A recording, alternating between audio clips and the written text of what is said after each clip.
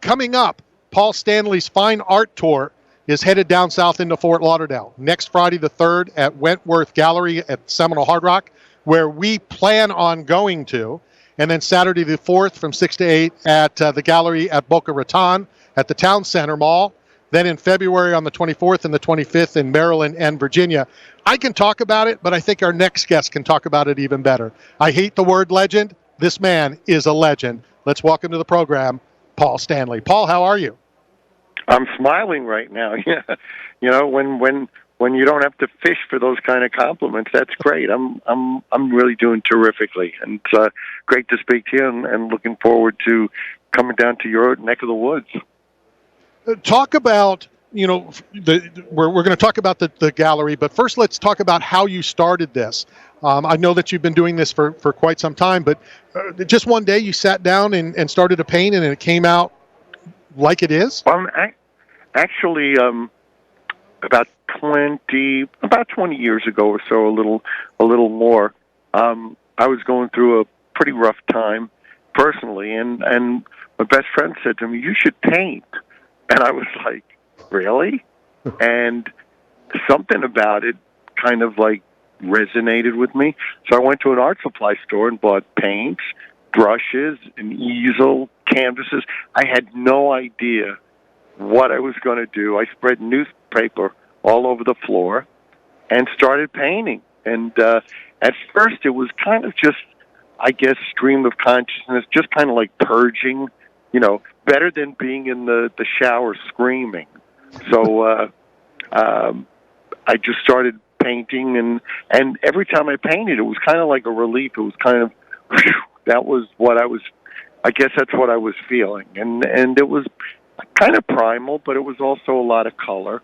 And never did it with the idea of anybody seeing it, but I did a couple of pieces that I really liked, and I hung them in the house, and people would always come over and say, "Who did that?" And they weren't signed because I was too self-conscious to sign them. And then at some point, I met somebody in Hawaii who had an art gallery, and he said, "I'd like to do a show one day of your art." And I was kind of, again, I was like, "Really?" And finally I did it. I was pretty ambivalent and kind of hesitant. I did it, and people took home paintings, and I was amazed. And that really was the start of it. And since then, it's grown into something I never, ever, ever could have imagined. It's to say it's massive is pretty much a pretty apt description of what's happened in the last 20 years, certainly the last 15. What was that first painting of? The first painting I did was a portrait, a self-portrait. I figured if I'm going to paint things, maybe I should know the painter. And I painted a self-portrait, and lo and behold, people knew it was me. And, maybe if people had said, "Who's that?" I would have stopped. But I did a portrait of myself, and I guess it was successful. And from there, I just never stopped, and it's been just tremendous. Right now. I'm at the studio painting. That's what I do most mornings, at least. After I drop somebody at school, there's 3 that are still in school, so I do daddy driving duty in the morning, and then head to paint. I'm sure it's similar in a way of writing a song, but how do you decide, well, today I'm going to sit down and I'm going to paint whatever? I mean, it's a great question. Truly, the thing about art for me and painting for me that's very different than music, perhaps because I chose to do it this way, is I do it without any real structure or without any real limitations or boundaries that songwriting has. In songwriting, you have a key, then you have music, bridges, choruses, verses, then you have lyrics. You have to have a rhyme. And in art, I guess I made a point of really just painting. I'm not Picasso by any stretch of the imagination, but Picasso said if he had to describe himself, he'd say it was a painter without a style. I don't want to have a style. I want, the only thing that will connect all my art together is exploration and bright colors.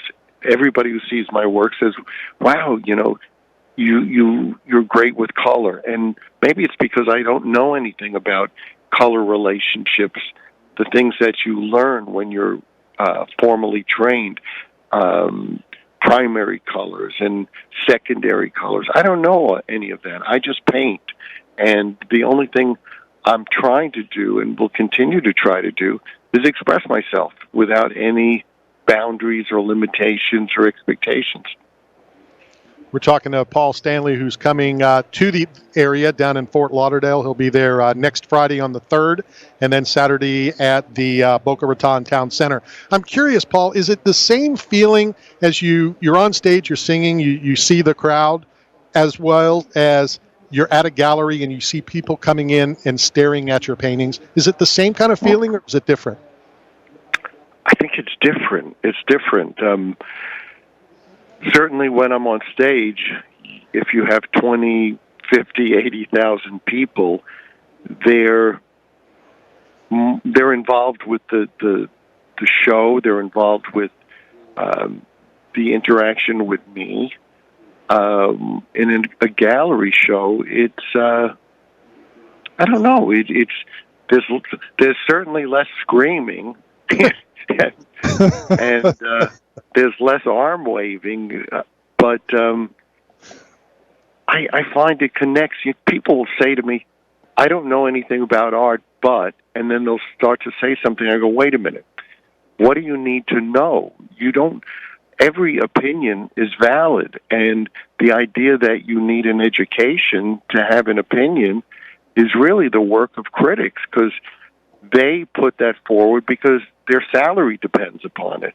You don't need anybody to tell you what's good. If you're a vegetarian, who's going to tell you about steak? I mean, it doesn't work like that. Everybody is well prepared to have an opinion and like what they like. So that's part of why I do shows, is not only because of the accessibility to people purchasing art, but it's also to kind of say to people, hey, this is what I do, and you could certainly go home and paint on your own, and you also don't need a degree to be able to say I like something or not. As you compared the two, 80,000, 110,000, I'm curious, will you ever have a zip line at one of the galleries? They're too small. I'd hit the wall really quickly. So Paul, going back to the expression part of music, the expression of being an artist, are you familiar with the new AI technology, the Chat GPT? Have you seen this, where people can just give it content and it will create lyrics or a song? Fascinating. It's a bit creepy, and it's a bit scary. They've done it with art also, and to be able to say, hey, let's come up with a Led Zeppelin type tune, or to feed some information in and have it spit out something creative is a little scary. Computers and artificial intelligence. I'm just one of those people that says, where does it end? At some point, they probably will be thinking on their own and communicating with each other, and then we're in trouble. Yeah. Oh, wow. For sure. Paul, I'm curious, are you a sports fan? Are there any particular sports teams that you follow? I love going out here to basketball games, mainly because one of my sons loves basketball, and so to sit courtside and see these giant athletes, these just amazing human machines. It's exhilarating. And then, of course, everybody will follow sports news, and when you see somebody hurt, or in a recent case, when you see somebody's heart stop, and thank goodness, for a medical team there that was able to revive him. We all get caught up in that. It's just human nature. Hey, Paul, so we're broadcasting live from the PGA Golf Expo in Orlando currently. So how's your golf game? Is it something you enjoy? Is it a game you've ever played? And I still have trouble getting the ball through the clown's mouth or under the windmill. Well, you get the free game. If you get that ball in the mouth, you get the free game. The buzzer goes off. I know, and I'm going to keep trying. But I have close friends who are rabid, avid golfers, and more power to them. Interestingly, a couple of decades actually ago, my manager wanted to get me into golf and got me an amazing set of Callaway clubs and beautiful shoes, and unfortunately, I had to have a hip replacement around then. So the clubs sat long enough that now they're antiquities. Technology just takes it so much further.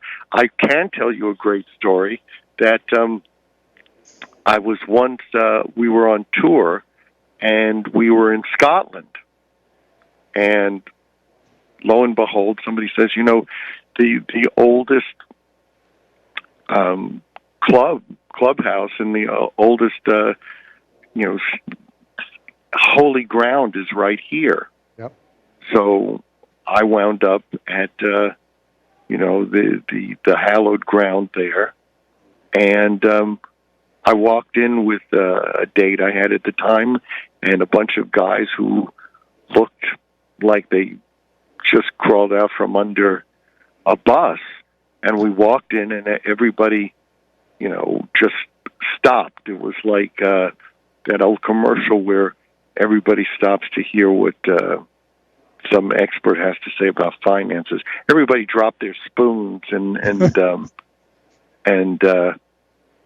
somebody said, "Can I help you?" And I said, "Well, we want to golf." And first they said, "Well, you can't golf looking like that." So I said, "Okay, we'll buy clothes." So we bought clothes there, and we looked like escapees from a mental hospital. We had on cardigans and shoes with tassels and hair coming out everywhere and caps. And they gave us one of the golf pros, and we went out, and it truly looked like a lunatic asylum. People trying to hit balls and clubs flying up in the air. What was that, St. Anthony's? Is that what it is? Yes. Yeah. So I'm sure they have our picture up now at the door to make sure we never get past it again. Never get back in. Let me ask you this, Paul. As you're working on, let's say, whatever the piece is that you're presently working on, how long will it take to complete before that ends up in the next tour? Good question. Interesting, because people always equate time and money. In other words, if something takes 20 minutes, is it worth less than something that took 20 years? And the answer is really no, because what's impossible for one person, no matter how long they have, is possible for someone else. So it's a long way of saying, when people say to me, when they see a piece and say, "How long did that take?" At this point, I say 70 years. I say, I couldn't have done it any sooner. Hey, Paul, so on parting ways here, I just want to say, I think you should do a self-portrait of you recreating that scene at St. Anthony's and give it back to the club so they can display it proudly of you and your band on the court dressed in the cardigans, and I think should be your next piece. Well, if you want to see anything similar, you can watch the film One Flew Over the Cuckoo's Nest, and that pretty much approximates what was going on there. There you have it.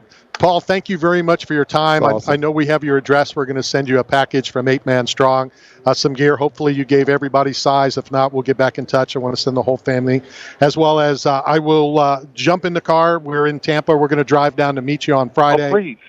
Yeah. We will leave now to make sure we're there in time. We will definitely be there. Thank you for your time, and I'll see you next Friday in Fort Lauderdale. I won't start without you. Appreciate it. That's awesome. That is Paul Stanley from KISS. Honestly, Great guy. It's tremendous. You know, It's unbelievable. One of my bucket lists was to see KISS, and a couple years ago, my younger brother and I went to Philadelphia and saw him, and that was the zip line where he zips to the back of the arena, and loved the concert.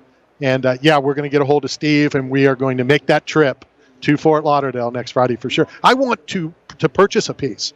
Now, I know that I can't purchase the crazy ones. You know, they've gone for tens of millions of dollars. But, you know, there's prints, there's stuff like that. And if you go to his website, paulstanley.com, not only will you see the tour, but you'll see some of these pieces. And he's right. When you looked at that picture of Paul Stanley, you knew it was Paul Stanley. You know, we've talked about bobbleheads. Somebody would send me a bobblehead. I'm like, who is it? Right.